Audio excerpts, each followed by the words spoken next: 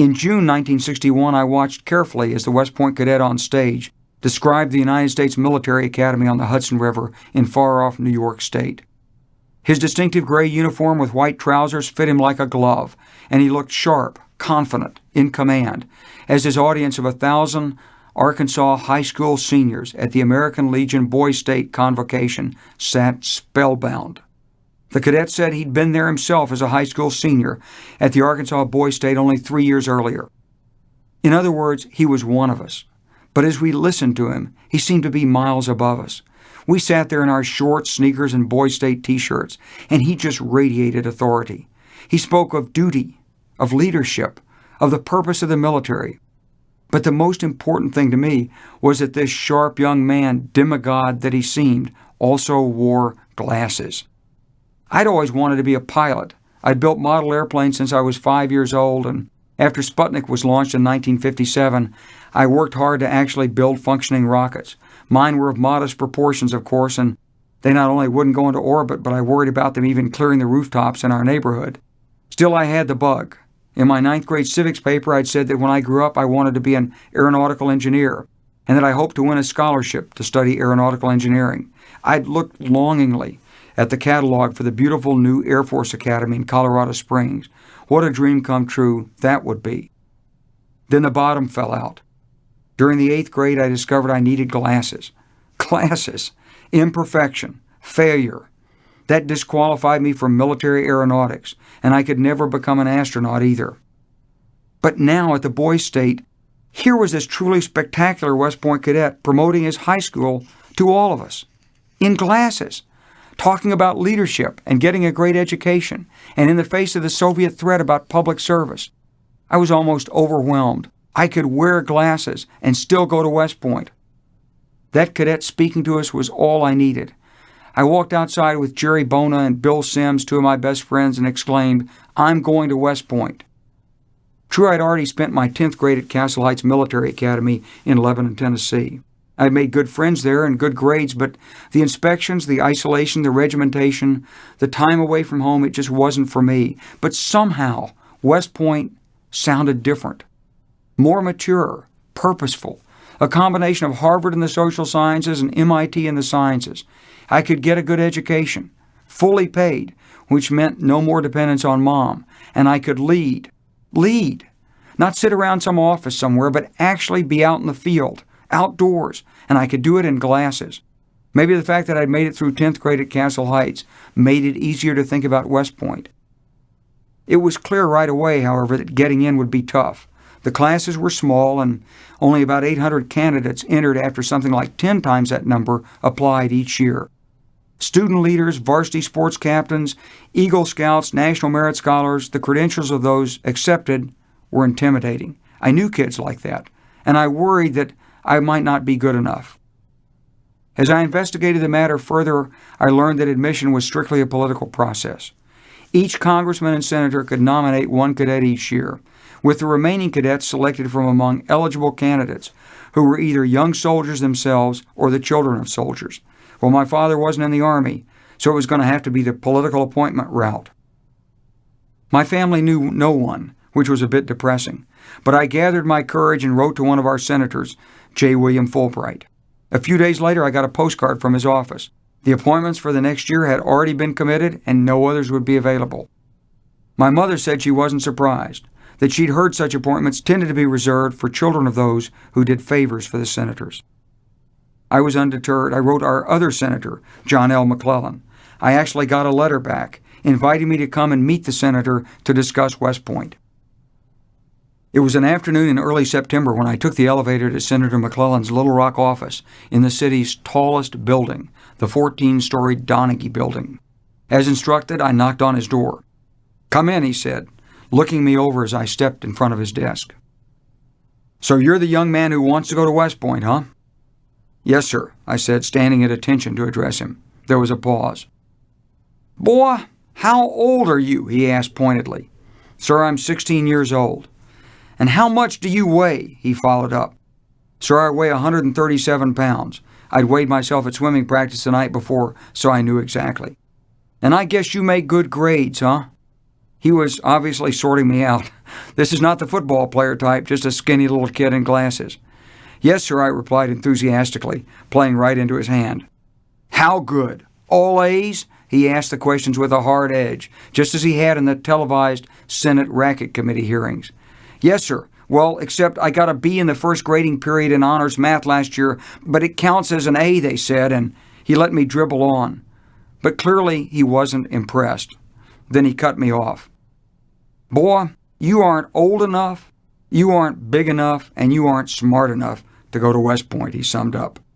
But you can come back and see me next year if you're still interested.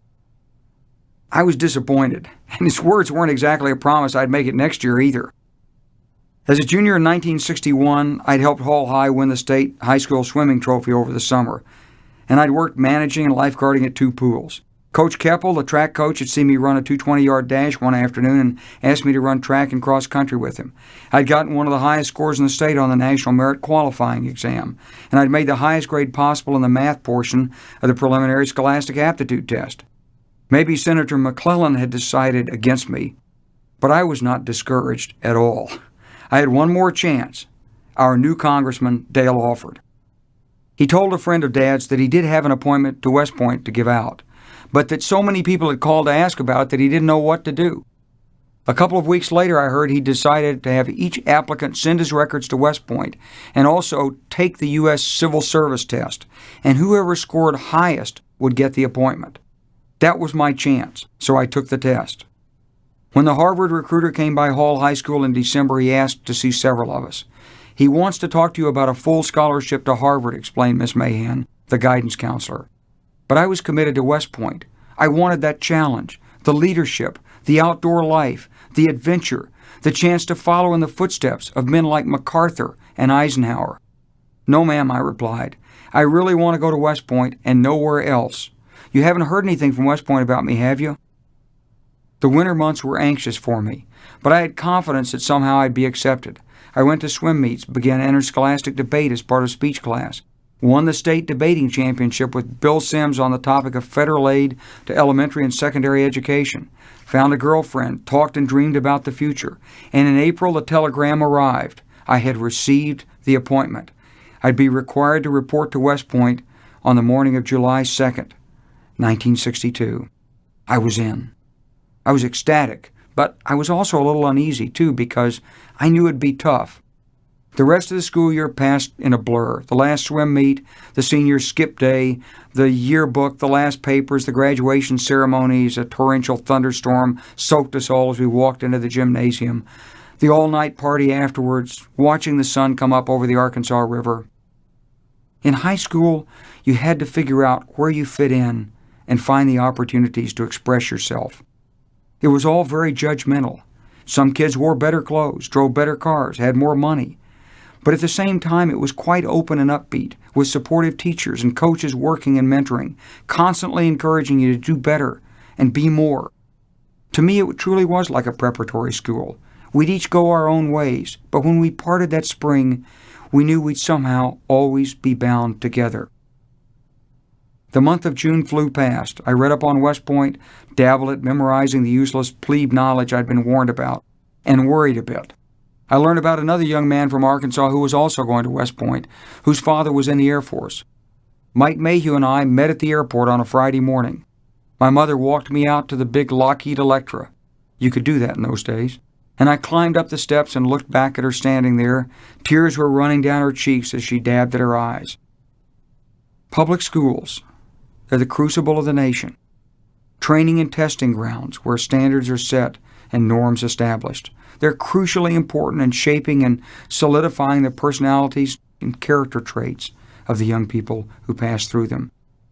Sadly, most young people today don't claim the experiences that I found at Hall or in junior high, and fixing this is one of America's most urgent problems. In Little Rock, our schools were the pride of the community, not just for athletic achievement, but for the quality of the school graduates overall. Businessmen and civic leaders were deeply engaged in the school board, sometimes, as in the 1957 uproar over desegregation, with tragic results. By the time I graduated, a handful of African Americans were driven to Hall High every morning and picked up every afternoon. They were mostly ignored by the white students, and I feel a terrible shame about that now. We could have done so much better. And today my classmates and I often speak of this with regret, wishing we could somehow make up for the coldness which these kids from the other side of town must have felt. But to attend smallish neighborhood schools with close and continuing bonds between teachers and parents is a great privilege. The civic pride that keeps schools clean, in good repair and updated, the resulting community pride in the students were gifts to me. But they should be the norm, and I hope to see every child in America enjoy a great educational experience in public schools just like I did. Just as important as the learning is the self-discovery, and especially trying to discover a sense of purpose in one's life. 3. The Profession of Arms, 1962-1966. Mike Mayhew and I traveled together to his uncle's house on Long Island. We were taken to New York City to see My Fair Lady and then dropped off at West Point to spend the night of July 1st in the Hotel Thayer just inside the gates. The academy itself was still a mile away, and there were many of us there that night, young men holding appointments, but there was little we could say beyond nervous chatter. The first 9 weeks of training we would undergo as new cadets, known informally as Beast Barracks, were renowned for their ardor, and we were scared. We'd been told to report between 9 and noon that day, and we were all up early. Some said we should wait, as that would mean a few less hours of the hellacious hazing we knew awaited us. But I was anxious by 9:30, and I finally just decided to get it over with. I was directed through a sally port that led into the area of barracks, and even as I approached it, the yelling from within was a continuous roar. It was simply terrifying. What were they doing, I thought? Torturing people? I was soon to find out. I walked through the sally port and into the central area, as it was called, a square of cement that seemed more like an empty parking lot than anything else. It looked to be about 100 meters on a side, and it was surrounded by 4 floors of barracks that had been built in the 19th century. I was carrying a suitcase in one hand that contained clothing and toilet gear, and a cadet in white pants and gray hat and tunic approached me almost viciously, snarling and yelling at me as if I had just killed his mother. I dropped my bag on his command and immediately learned how to brace, which meant to pull my chin as far as possible back into my neck, a truly painful experience at first. I was told I would maintain that position at all times while I was inside the area of barracks, the area enclosed by the walls of the barracks, and in the mess hall during meals. And then I was sent at a run to various stations where elements on a list tied to my belt would be completed and checked off. When asked anything by an upperclassman, we were allowed to make only 3 responses, all in a very loud voice. Yes, sir. No, sir. Or no excuse, sir.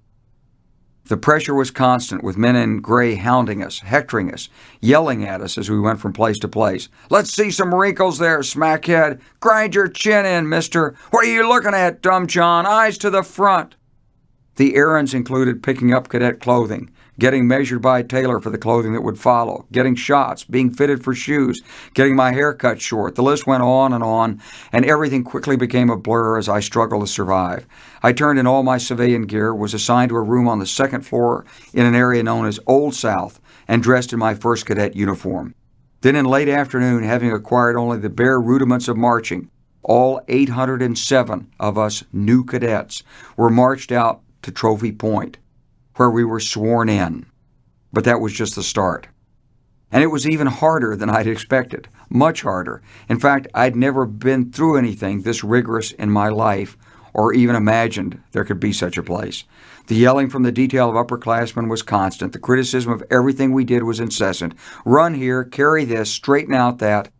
This is a way to finish off the toes of your shoes, Ducrot. No, this way. Can't you see how I'm using my finger through the cloth? I tried to do everything they told me to do, and to do it the way they told me to. But that, I later learned, was intentionally, quite simply, impossible.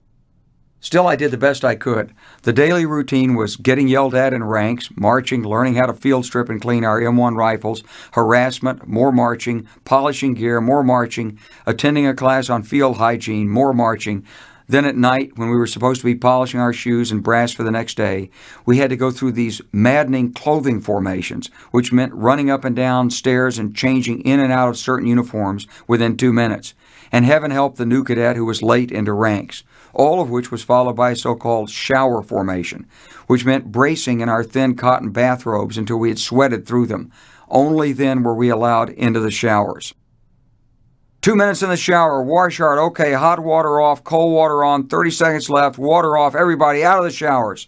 And then to bed, only to be up 6 hours later at reveille, followed in 5 minutes by formation and inspection in the ranks. It was beyond belief. During the first few days, the confusion and pressure were almost overwhelming. "Mr. Clark, what are you standing there doing nothing while your classmates are sweating? Erp!" When an upperclassman yelled "Erp," IRP, in your ear, pronounced like Wyatt's last name, that was short for immediate response, please. And I soon learned that meant sound off with something, even if it was "No excuse, sir," in response, or die. Eating was a privilege you had to earn, and you had to do it sitting at attention and straining physically to pull your chin as far back into your neck as possible. We were told that our bites would be half the size of a pea, and the 2 upperclassmen at each table with 8 plebes were unrelenting in their torment. You had to keep your eyes on your plate, and whenever either of them spoke to any of us, we had to put down our utensils and sit at a rigid position of attention. And when things were going too smoothly for us, all they had to say was, "Sit up," either to one plebe or to the whole table, and everyone froze.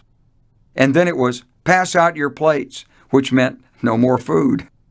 Our rooms were checked, our mail was searched for contraband. No extra food was permitted. I lost 15 pounds during the first 10 days of Beast Barracks.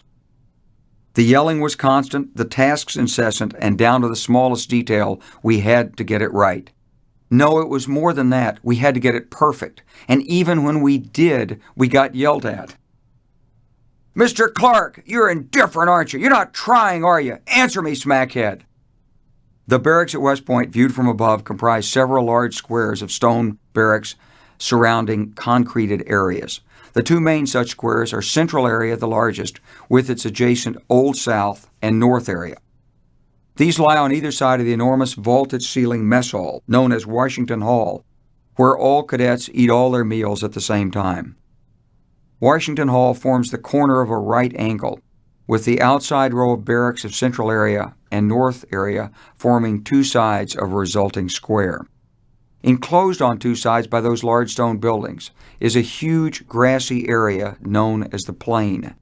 A road borders the other 2 sides of this perfectly maintained level area, on which several afternoons each week during the 9-month academic year cadets march and parade.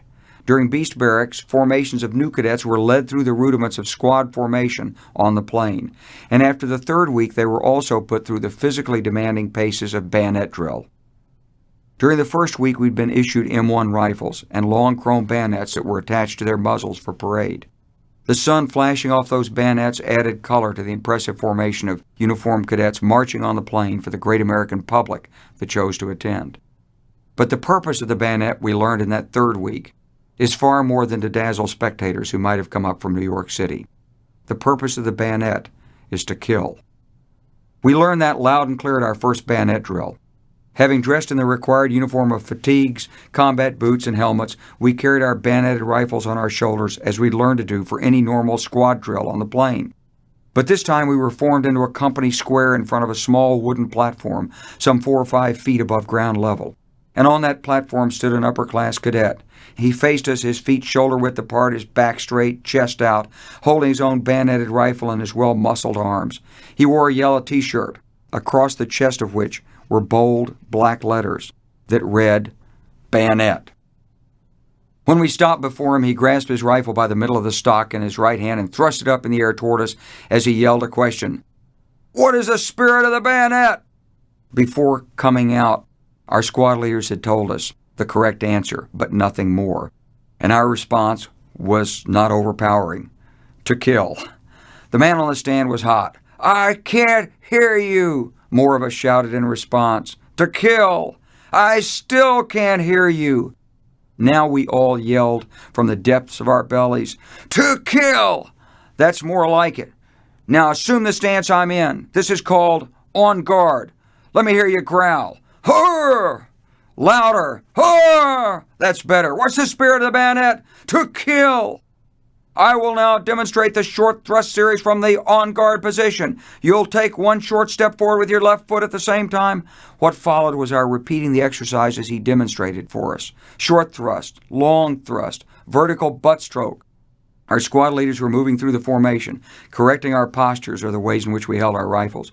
But the exercises went on, in all of which we practiced using our bayoneted rifles as instruments of brutal death for our adversary.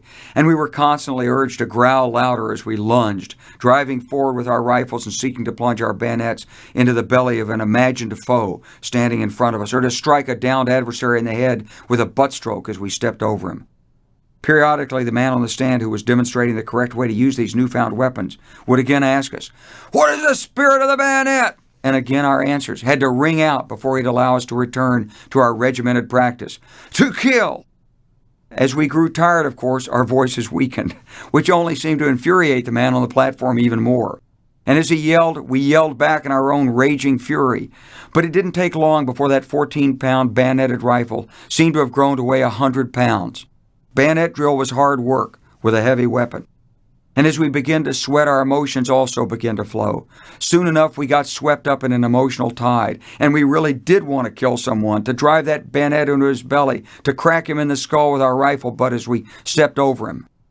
After an hour that seemed like a century, bayonet drill ended. We'd go through the same drill 3 times each week for the rest of Beast Barracks. But that first time, after we'd returned to our barracks and started to shine equipment before the next formation, I began to think about what we'd just gone through. This wasn't like high school calculus class, and I certainly hadn't joined the Peace Corps. No, the business of this profession really was to kill enemy soldiers. But only at that moment did the full truth begin to dawn on me. The spirit of the bayonet is to kill, and the bayonet was the symbol of the profession I was entering. But was that what I really wanted? Could I actually kill someone? I knew, of course, that in war people were killed, but could I kill someone? As I quickly reassessed my presence at West Point, I began to realize that this single theme underlay all the handsome uniforms and the impressive demeanor of the cadets I'd seen back home in Arkansas. I'd voluntarily sought to emulate those cadets, to follow in their footsteps to West Point, but the underlying theme of West Point, so often and easily unrecognized by outsiders, is killing enemy soldiers. Was that really what I wanted? Upon reflection, no. But would I do it? Yes. Yes, and they would do it to me. I could picture the scene in my mind.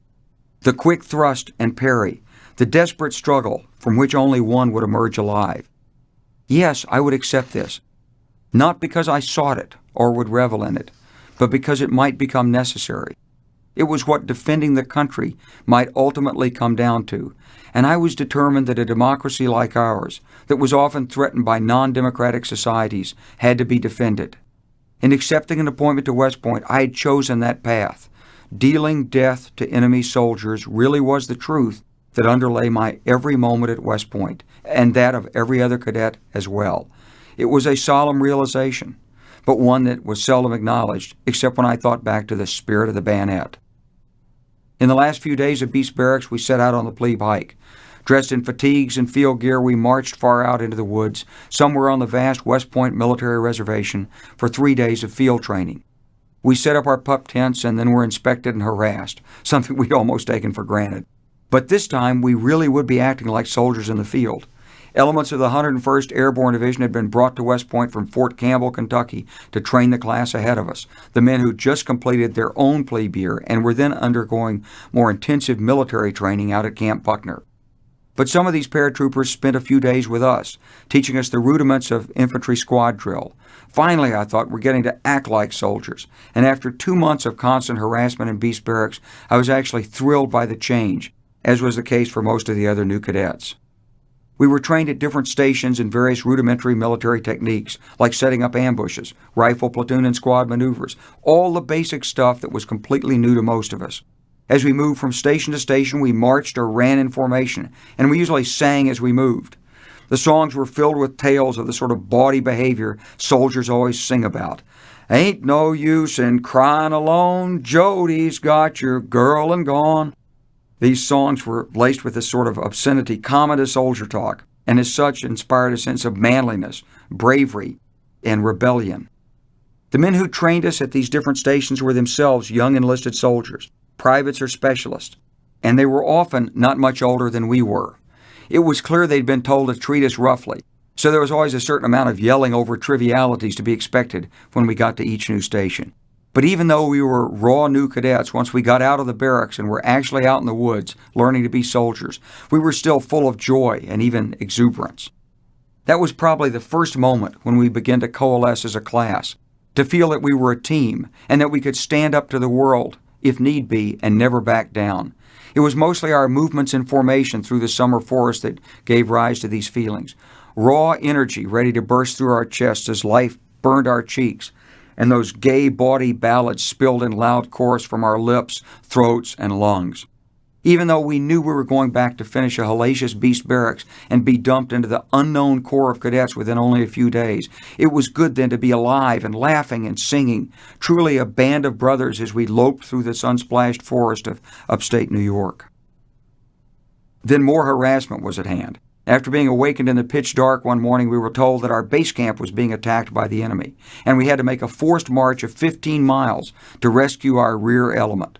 This was a setup for the well-known plebe hike we'd all been warned to dread.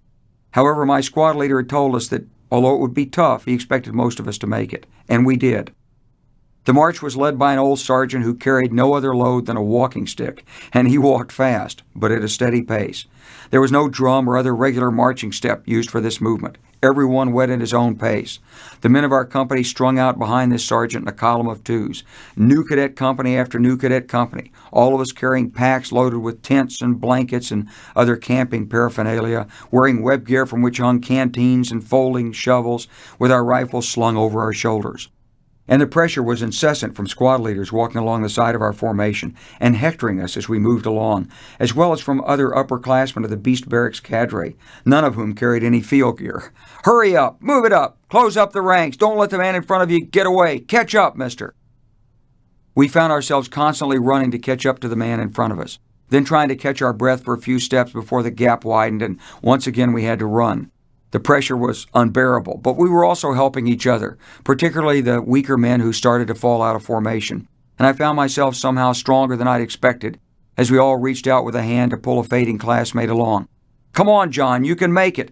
No, I can't. I think I can't breathe. I've got to stop." No, you don't. Here, grab the strap of my pack. Let me pull you along." Then another classmate would take the weaker man's rifle or shout encouragement to him. We were in this together, and no one would fall out if we could help it.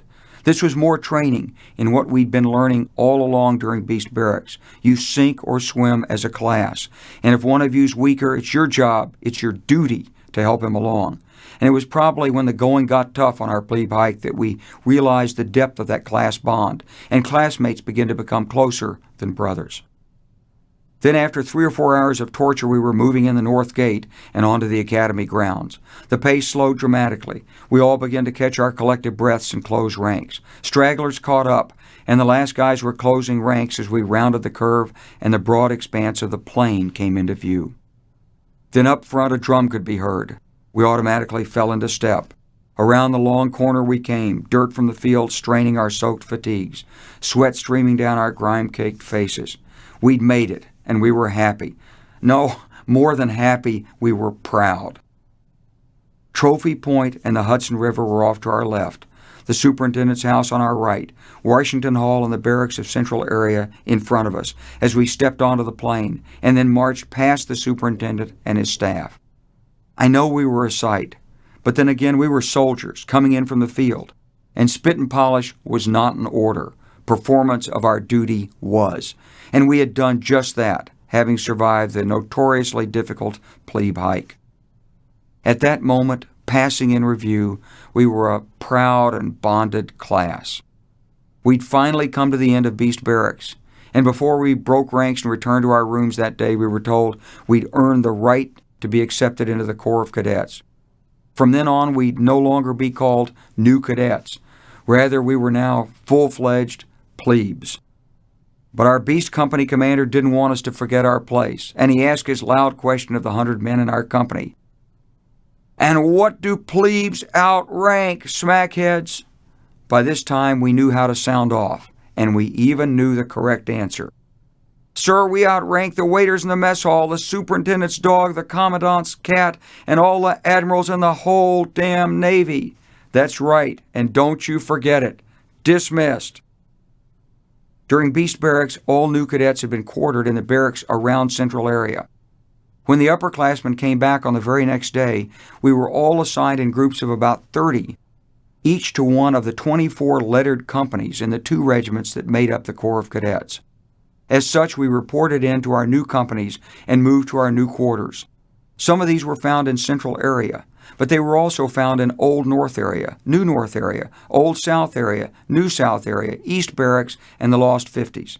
Assigned to Company E2, I moved into Central area. And when the rest of the Corps returned, the biggest change, I suppose, was that the numbers changed. It was no longer a case of one upperclassman for every 4 or 5 new cadets.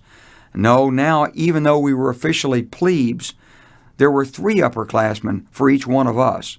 And although by now used to bracing, plebe year was hard, very hard. It was challenging on a psychological level as well, and many of our number realized they'd bitten off more than they can chew. By the end of plebe year, nearly 1/4 of my classmates had backed out and walked away. Many of those who quit headed home for a more normal college education. I too considered it once, but never very seriously, for I'd achieved my greatest wish. Now I was a West Point cadet. I was in. And to me, that meant that no matter how much they harassed me, I wasn't going to let them run me out. And by God, I wasn't going to quit. During plebe year, we learned that West Point was all about self-discipline. You only felt the regimentation if you lacked the self-discipline to do what had to be done on your own initiative. Set goals, work hard to meet them, get up early, focus on the daily math test, scan the assignments just before class, focus, memorize, concentrate, perform, again and again. West Point was also about teamwork. Cooperate and graduate was the first motto we learned. You taught each other, you coached each other, you helped each other. There were no individual stars. No one stood out from his classmate. The mission came first, then the team, then everyone else, and finally you. If someone couldn't keep up on a run, you helped them along. If they couldn't carry their gear on a hike, you carried it for them. If they couldn't march, you carried them. If they didn't understand the math, you tutored them. You did everything possible to help others. You left no one behind. But West Point was also very competitive. Varsity athletes ate better and escaped the harassment of having to eat at company tables. This was a very important consideration to plebes because if you were on an academy Corps Squad team, you ate at special Corps tables where plebes did not have to brace. Off-post privileges for upperclassmen were handed out on the basis of achievement. In most subjects, tests and examinations were given daily or very frequently, and academic grades were publicly posted in the sally ports every week. We were even seated in the classrooms on the basis of academic standing. Awards were given, and of course, there was cadet rank, bestowed on the firsties, the seniors, cadet sergeants, lieutenants, and captains on the basis of peer evaluations and tactical officer ratings. Cadets who underperformed or were rated at the bottom of their peer group were separated. They were sent home, dismissed as failures, which was not a happy lot for anyone. West Point was an achievement training factory, full of pressure and stress. You were trained to succeed in the toughest environment. By the end of that first year, I'd made strong friendships, qualified as expert with a rifle, learned boxing and wrestling, seen Greenwich Village a couple of times, and broken up with my high school girlfriend. I'd earned my freshman numerals in swimming, stood at the top of the class in academics. Analytic geometry, linear programming, and matrices, calculus, Russian geography, engineering drawing, they just came easily to me. And best of all, I truly admired other cadets I'd come to know who were members of different classes. Barry McCaffrey and John Pickler, both of whom went on to long Army service and many stars. Buddy Buca, a swimmer who later won a Congressional Medal of Honor in Vietnam. And Mike Kilroy, our varsity swim team captain, who was later killed in Vietnam. These were all men whose example had a powerful effect on me. Early June 1963 was glorious. The weather finally warmed up, the trees burst into bloom, and plebe year was finally over. In a ceremony after the graduation parade, all the upperclassmen in my company of about 100 cadets had shaken hands with the members of my class individually. Now we were no longer fourth-classmen or plebes. Now we were third-classmen or yearlings. Now we could call the men who'd been upperclassmen to us before by their first names, for we were upperclassmen ourselves. And no more bracing. It was an unbelievably joyful feeling for all of us. In my rosy glow, I walked a couple of dates around the academy, laughing and flirting, but no real spark hit me, and in a couple of days, I'd be heading home for the first time in a year. After a month of vacation, we came back to West Point in early July for 7 weeks of field training at Camp Buckner, a clump of open barracks nestled on Lake Popolopen, a dozen miles out in the Wild Mountains on the western side of the West Point Reservation. Patrolling, land navigation, communications, artillery and mortar fire direction, armor training, a helicopter-borne assault, and hand-to-hand combat training in a big pit of sawdust. That was the diet of our days. We had some pretty good runs every morning, and as we ran, our almost carefree singing echoed through the forested hills. Every weekend, girls came up from New York City, some 50 miles away. We had movies, a private beach with rowboats and canoes, and a dance Saturday evenings in screened-in Barth Hall on the edge of the lake. There was no alcohol, of course, but the social situation wasn't bad at all, even if you had to depend on a blind date with a complete stranger arranged by the cadet hostess, Mrs. Holland. We call that going through the Holland Tunnel. Sometimes you struck out, but other times you might hit one out of the park. Through our plebe year, upperclassmen told us that our summer at Camp Buckner would be the best time we'd ever have at West Point, and it was. The camp itself was quite delightful, particularly on weekends, but I also discovered something very important about myself there. It was at Buckner that I found I had a real aptitude for soldiering. You had to be physically fit and able to quickly pick up new skills and think on your feet. Truly, I enjoyed it more than anything else I'd ever done. At the end of the summer, I was selected as the best cadet in military skills in 1st Company. There were 6 companies. And was sent to the colonel in command to be interviewed for best third-classman at Camp Buckner. "Where are you from?" he asked. "What did you like best at Camp Buckner? How did you find your classmates?" All seemed to be going well. "And what could be done to improve training here, Mr. Clark?" the colonel asked. He was a graduate himself with over 20 years in service. To me, Camp Buckner was about focus and purpose, so I told him what I felt. "Well, sir, I think you should get rid of the parades on Saturday mornings. They're a waste of time and effort. We could do more out in the field instead." I saw a sudden cold pallor come over his face. Wrong answer. "Thank you, Mr. Clark. That'll be all."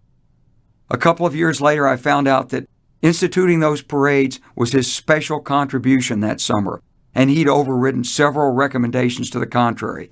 But he'd asked, and I told him what I thought. Shortly after academics began, John Pearson, Charlie Moore, Jack LeCure, and I were called in by a group of instructors in the Department of Social Sciences.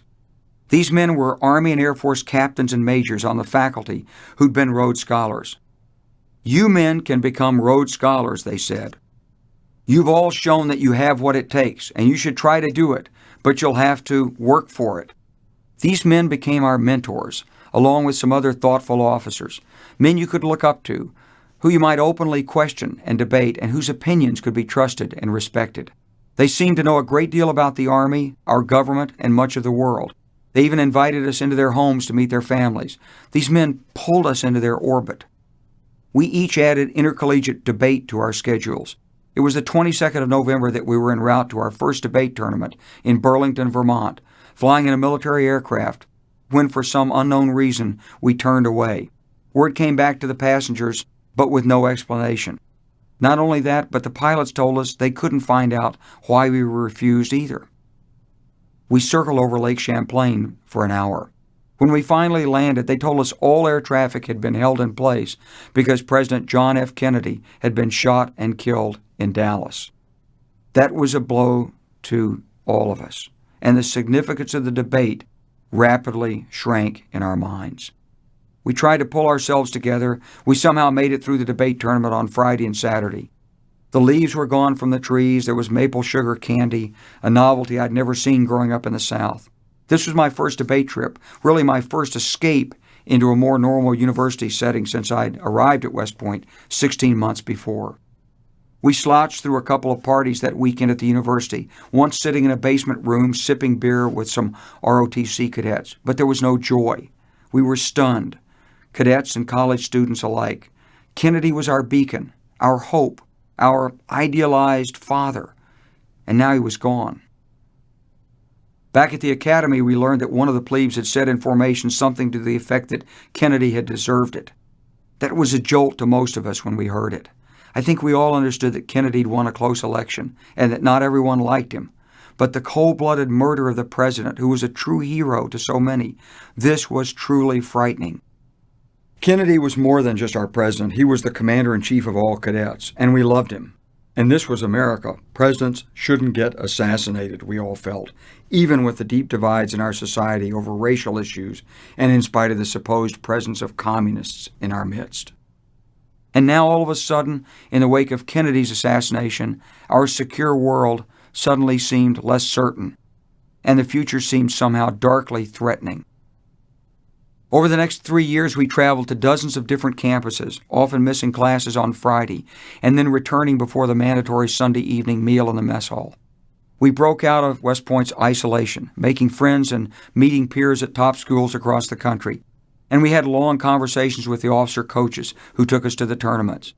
Eventually, I decided to drop swimming so as to keep up with the debate team, but it was this experience, perhaps as much as anything at West Point, that bonded me to the military and enabled me to take a long view of my potential service, to see beyond my first duty assignment as a lieutenant, and to ask critical questions about the academy and the Army.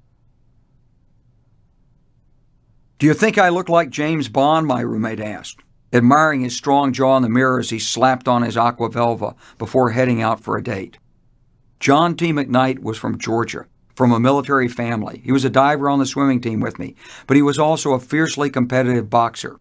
Every year he was always in heated contention for the light heavyweight title in the much-celebrated Winter Brigade Open Boxing Championships. That competition was open to all cadets.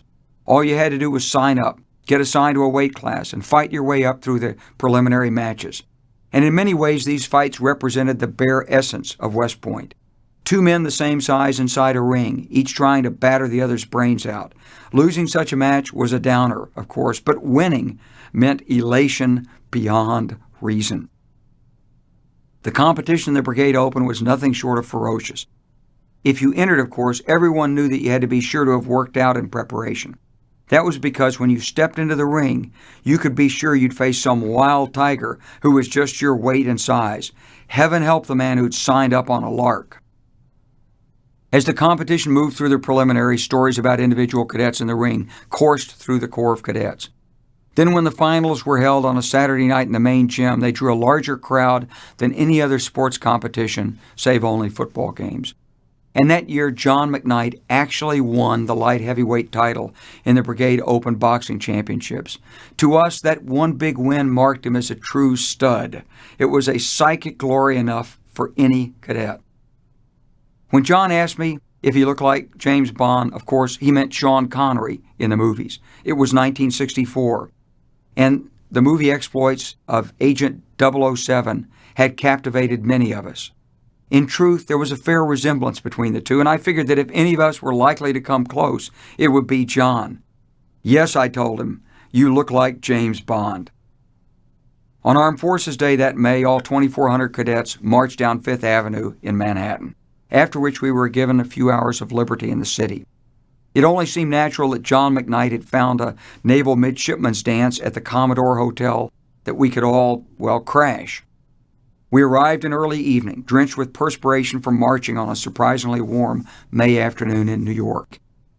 Several midshipmen and their dates were already there, and the bar was bustling. I was thirsty, and I knew just who to ask for barroom sophistication. "John, how do I order one of those tall drinks that looks like lemonade and it has the cherry and orange slice?" I asked. The drinking age was 18 in New York State at the time, but back home in Arkansas, no alcohol was served in restaurants. I'd had a few beers, but I'd never ordered a mixed drink. "Just ask for a Manhattan," James Bond answered. That's what I did, and as I got my drink, I noticed a very attractive young woman who had just walked in. I went over to her, and to strike up a conversation, I asked, "Can I get you a drink?" "Sure," she said, "but what's the matter? You haven't touched yours." "Well, it isn't what I wanted," I explained. "I ordered a Manhattan, but they gave me this." I looked down at it. Short glass, brown liquor, no ice. There was a pause, and I looked up at her face and smiled. She smiled back, then introduced me to reality in New York City. "That is a Manhattan," she said. "Oh." The country boy comes to New York City, I guess. I flustered a bit, then asked her what I should have ordered. "A Tom Collins," she answered. She was very cool and not impressed. This wasn't Hall High School either, I sensed. But then she said, "I'll have a rye and soda." I learned her name was Gertrude Kingston, or Gert for short. We talked and danced, and as she was leaving, I invited her to come up to the swimming team picnic the next weekend at West Point. She said, maybe, but she also gave me her telephone number. It was a beginning, and it's lasted 43 years. That summer, I was assigned to Army orientation training with a real U.S. Army unit in Germany. For a month, I served as a platoon leader, just as if I were already a second lieutenant. I learned about talking to troops, fixing broken-down tanks, and a little more about maneuver and gunnery. The leadership part felt familiar, for it was what I'd wanted. It was really like being a camp counselor again, but with more challenges and a very direct and immediate purpose. A 10-day vacation trip to Russia followed, complete with confrontation with KGB watchers, conversations with Russian soldiers, as well as with dogmatic guides and museum curators. But those experiences only served to focus my commitment even more. That August, American jets struck North Vietnamese targets in retaliation for a supposed attack on a U.S. destroyer, and this Gulf of Tonkin incident made headlines worldwide. We learned the news in the Metropole Hotel in Leningrad and saw the Soviet propaganda guns turned on America. When I returned to West Point, I changed my academic focus. I would no longer strive to become a theoretical physicist. Instead, I would work to master strategy and international relations, war and peace. In the fall of 1965, I competed for a Rhodes Scholarship. There was an essay to write, letters of recommendation and transcripts to be sent in, and an interview in Little Rock. That was followed by a tougher interview in New Orleans on a warm, rainy Saturday just before Christmas. Only 32 Rhodes Scholarships were given to Americans each year, by geographical region, not by school. And in my regional competition, there were 12 of us in the running for 4 of the scholarships. I was up against several Harvard guys, some from other good schools, and a Naval Academy midshipman named Steve Abbott. He was captain of the squash team, stood 7th in his class, and became a lifelong friend. We were interviewed, and several of us were re-interviewed. What about Vietnam? Why fight there when you have communists 90 miles offshore in Cuba? Tell us about your trip to Russia and the people you met. In late afternoon, one of the men came out of the interview room and read off the names of those selected. 3 Harvard men and me. Fortunately, Steve Abbott was invited to compete again the following year, and he also received a Rhodes Scholarship. I swooned a little when the results were announced. I sensed it would be a life-changing opportunity. It was the end of the beginning in a way, and the rest of that year fell into place with all the magic of a clearing sky after days of rain. Everywhere I looked, I saw rainbows, from the papers I was still writing in my courses to lifelong friendships to my deepened sense of commitment to public service through what we quaintly called the profession of arms. For me, West Point had been a time of preparation, of learning, of stoic endurance while I sharpened my own sense of purpose. I made strong, lasting friendships there with men I truly admired, men with whom I'd shared the most harrowing and rigorous experiences, men I knew I could always rely on and trust in a later time and place. Yes, at graduation we would all become second lieutenants and full-fledged members of the long gray line. And the men that I was being mentored by, the members of the social sciences department, were captains and majors, all on fast tracks to influential positions. And they'd be called upon to be soldiers and scholars, soldiers and statesmen, soldiers and diplomats. They knew history and art and music. They could discuss philosophy and foreign cultures. They encouraged us to think in decades, not in months, and to discuss campaigns, not just firefights. The mission of the Academy then was to prepare its graduates for a lifetime of service, not just to produce capable lieutenants. And they delivered on that mission. But I never lost sight of the spirit of the bayonet. It was always clear that we had to be soldiers first. This reality was brought somewhat brusquely to the attention of our class one evening in February of 1966. At supper that night, all first-classmen were told to report to South Auditorium at 19:30 for a special lecture. When we filed into the auditorium on stage before us, we were somewhat surprised to see Jack Price, a man who'd graduated from West Point in 1964, a man many of us had known when he was a cadet. On this evening, he was wearing his Army green uniform, but he had his coat draped over his left shoulder, for his left arm and shoulder were heavily bandaged. On the left shoulder of that uniform, he wore a blue patch, with a white wing holding a red sword, topped by a tab that read Airborne. This badge was that of the vaunted 173rd Airborne Brigade, a few thousand paratroopers who were all then serving in Vietnam. Over his left breast, he wore the prestigious silver musket on a blue background, wreathed in silver, the Combat Infantryman's Badge, which meant, reasonably enough, that he'd served in combat as an infantryman. He also wore a few medals, but we couldn't help noticing that among his decorations was a Purple Heart. The Purple Heart's awarded for wounds suffered in combat. When we were all seated, a major approached the microphone in the center of the stage and introduced our guest. As we all knew by then, he told us that Lieutenant Price had graduated from West Point in the class of 1964. And about a month earlier, he and his platoon had been caught up in a major firefight in Vietnam, a firefight in which he'd been seriously wounded. He'd come up from Walter Reed Army Hospital in Washington, D.C. that day with the specific purpose of sharing his experiences with us. The auditorium was hushed as Lieutenant Price approached the microphone, but he spoke to us as his contemporaries in an almost conversational tone. Before getting into the specifics of combat he'd experienced, he gave us a direct and perhaps chilling warning. When you get to Vietnam and are about to enter combat, don't try to be a hero right away. There'll be plenty of opportunities for you to be a hero down the line, moments when you'll need to be a hero, but that moment won't come right away. And it would be tragic for any of you to get killed out of eagerness before you even know what's going on. As he went into the details of how his unit was brought under fire while crossing an open space, and how he and his men had returned fire and reacted, his warning resonated deep inside me. This was what it was all about. As I waited to graduate and be commissioned, I could only see that this was a man who'd become a blooded warrior, and we all knew that soon enough, many of us would walk that same path. As we sat there, he told us in almost casual terms about the blood and guts scenes in which he'd been involved, the cold fear he'd felt and suppressed, the life and death decisions he'd made, had been forced to make in split seconds. This was beyond real, and his words simply grabbed us all by the throats and squeezed hard. I remember vividly when he said, "So I just put my weapon on rock and roll." He was talking about the M16 rifle, with which all our troops in Vietnam were armed, and he obviously meant he'd put the selector switch on automatic fire. But this was a weapon we'd not yet even held, and we were simply captivated by his words, by glimpses of the bone-chilling terror that must have come with being personally under fire, by thoughts of the raw power that gorges your body and floods your senses as you spray bullets at the enemy. After he'd answered a few questions from the audience and accepted our applause, we put our overcoats and hats back on, and slowly filtered out into the driving snow, making our way back to the barracks. I remember stopping in the empty street and talking with classmates about what we'd just heard.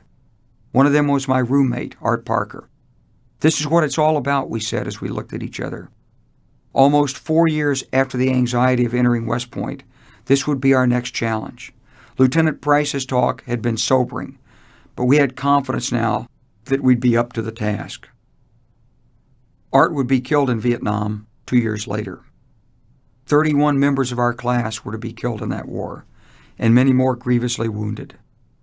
That night, we all had our first sense of what the short-term future really held in store. That night, as we left the auditorium, some of us silently and some of us openly reaffirmed our commitments to each other and to our country. From that moment on, we were the Long Gray Line, and I was very proud to be part of it. So this was West Point.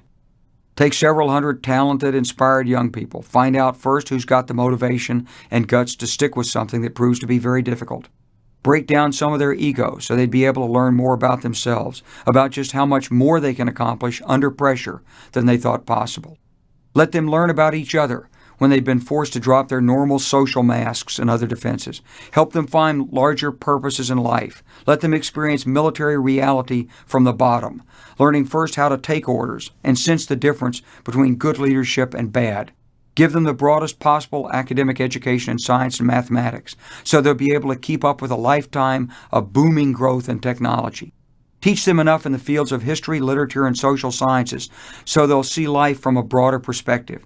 And above all, imbue them with the bedrock principles of duty, honor, country. The country was pretty straightforward. It meant patriotism, selfless service to our nation, especially service in uniform, while protecting our people from the ravages of war or the numbing fear or overwhelming intimidation that could destroy the independence, values, rights, and freedoms that are distinctively American. The honor was more difficult, even a little tricky. It wasn't about morality per se, nor was it about military glory. Rather, it was a code of trust, of speaking straight and not tolerating the kind of lying, cheating, or stealing that might undercut your unit or even the Army as an institution. It applied to the big things, but also to the smaller issues in life. You didn't cheat a waitress on your bill at a restaurant. You didn't steal $1 from your roommate's wallet. You didn't steal a tool from a motor pool. You didn't evade a proper question. Did you shine your shoes this morning? And you didn't break an Army regulation you'd promised to obey. On the other hand, there was nothing about honor that said you couldn't speed on the Palisades Parkway, sneak a beer or a girl into the barracks, or tell your hostess you loved the Brussels sprouts, even if you didn't. This was the honor we learned at West Point. But the real gut-grabbing word that stuck with us was duty, responsibility, obligation. You did your duty, no matter how inconvenient, no matter how difficult, no matter how dangerous. Duty before self, duty, your mission, even before the welfare or very lives of the men and women serving under you. And you took the larger view of duty. It wasn't just a specific set of instructions. It was service loyal to the purposes of the unit, of the U.S. Army, of the nation. And that might mean taking the initiative in that service. We learned that in the 5th General Order we memorized as plebes, learning interior guard duty. To take charge of this post and all government property in view. You learned it in class and after-hour discussions and while reading military history. And if West Point and the other service academies do their jobs, they'll imbue their cadets and midshipmen with that strong sense of duty that has animated so many of us.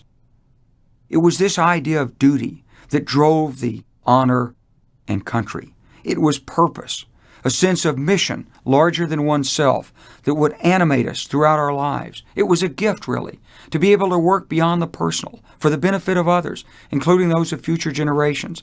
And in some ways, it was a curse as well.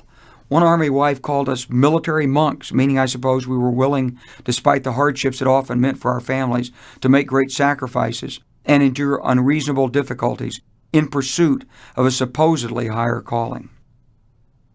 Devotion to duty, honor, country resulted in a kind of faith with its own code of behavior, though it was non-denominational and profoundly secular.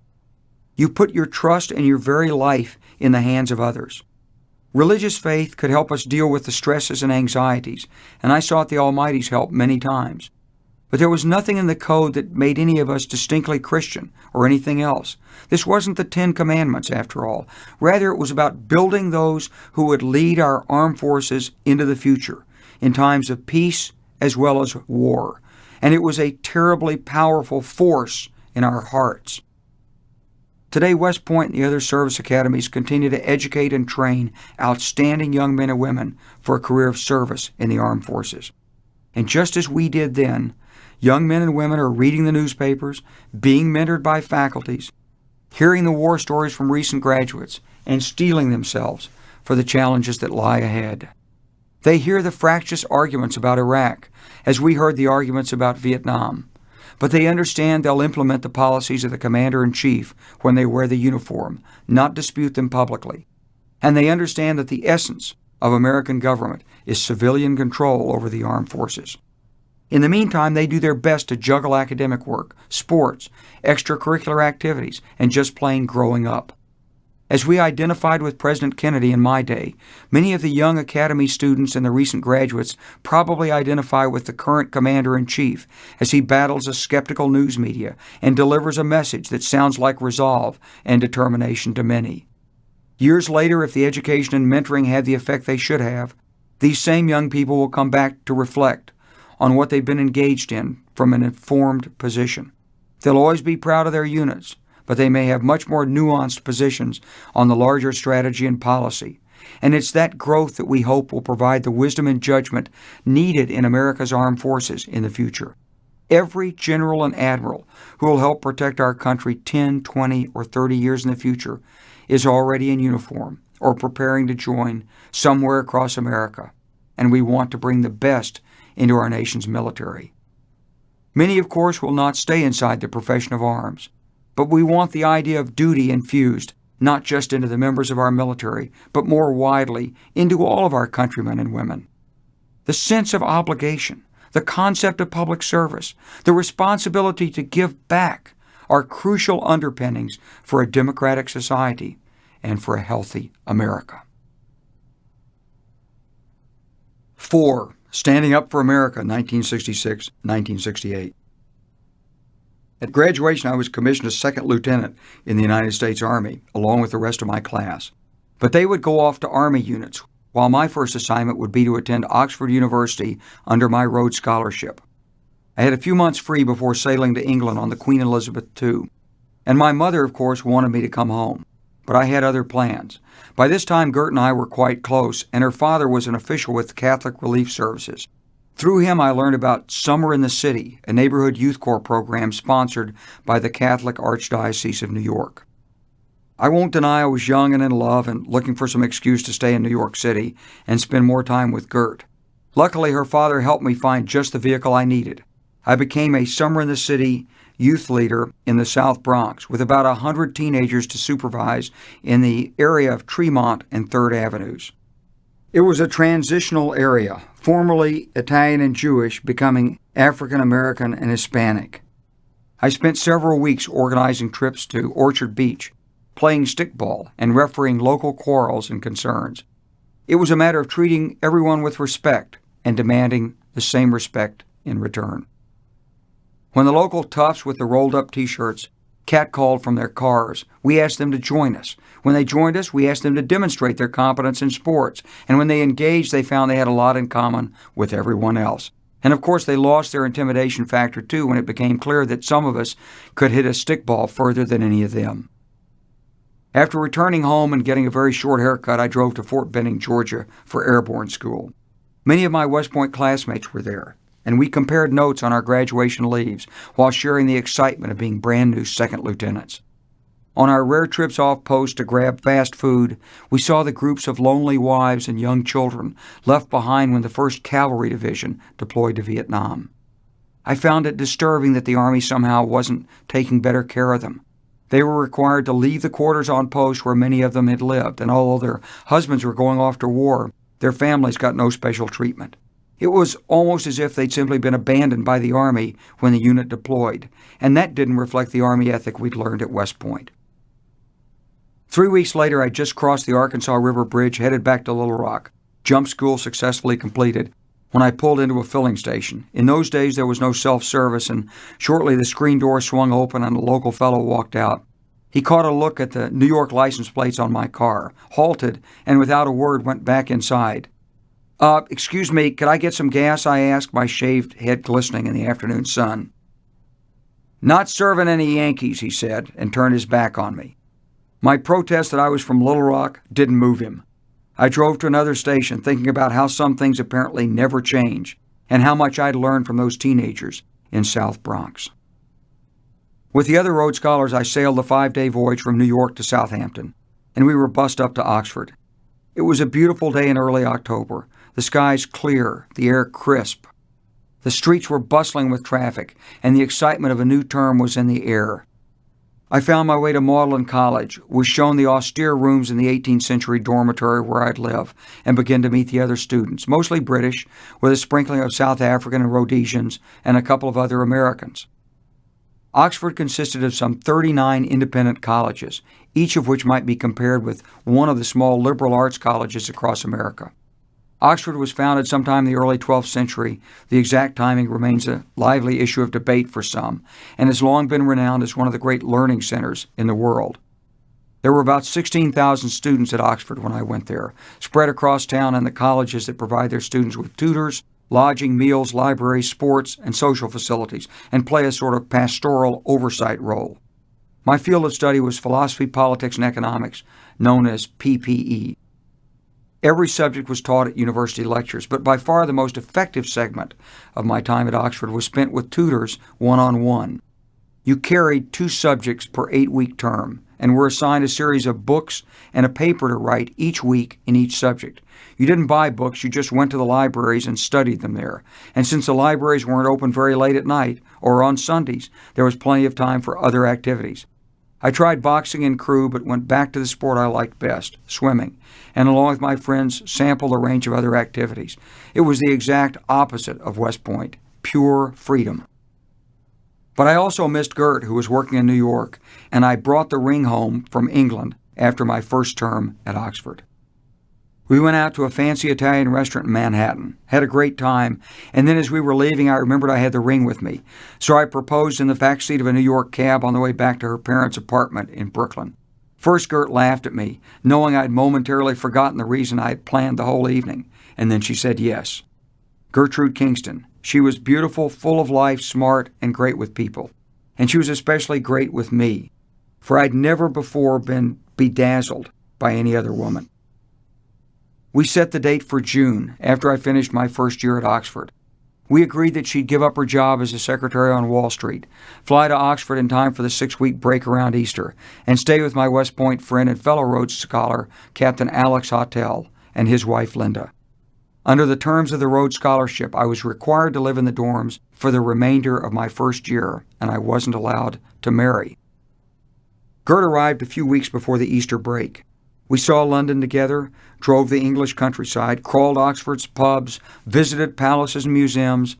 Then we took off for the continent, first to visit army friends in Germany, then to explore Italy. I bought road atlases and Italian dictionaries, and Gert laughed at my artless Italian. "You have to use your hands more," she explained. "I can do better than you, and I don't even say a word." And she was right. On the advice of a friend, I had bought an inexpensive British sports car, a Morgan +4 drop-head coupe, a few weeks after I'd arrived in Oxford. It wasn't particularly fast and not very practical, but it had been made by hand and had all sorts of exotic features, such as the windscreen held in place by a sturdy ash wood frame rather than the metal used in American cars. I thought it was cool, and so did Gert, though I'd never been a car person.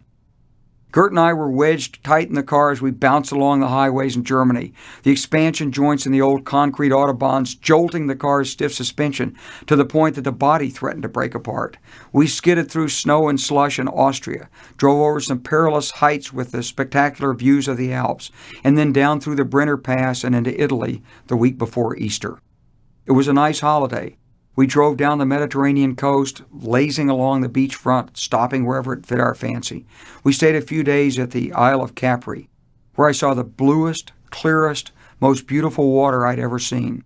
And then we came back to Rome and crowded into St. Peter's Square to see the Pope and receive his blessing.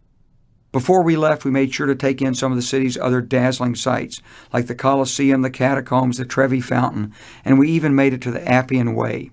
At every stop, friendly Italians would come out to look at our odd little British car. To save money, we drove back through the Brenner Pass at night and soon made it back to our army friends in Germany. And a day later, we left in the morning for the long drive to Ostend, Belgium, there to catch the ferry back to England. For both of us, it was the first time we'd ever felt totally free, away from our families, obligations, and really any concerns. Americans were well loved in Europe. Vietnam was a long way away, and my lieutenant's pay of $222.30 per month, plus a little more for housing and food, seemed like a fortune. We got to Ostend late at night and found we'd missed the last ferry. Our youthful frolic would not be slowed even by this, and we decided to drive on, west along the channel, then catch a ferry from a French port very early in the morning.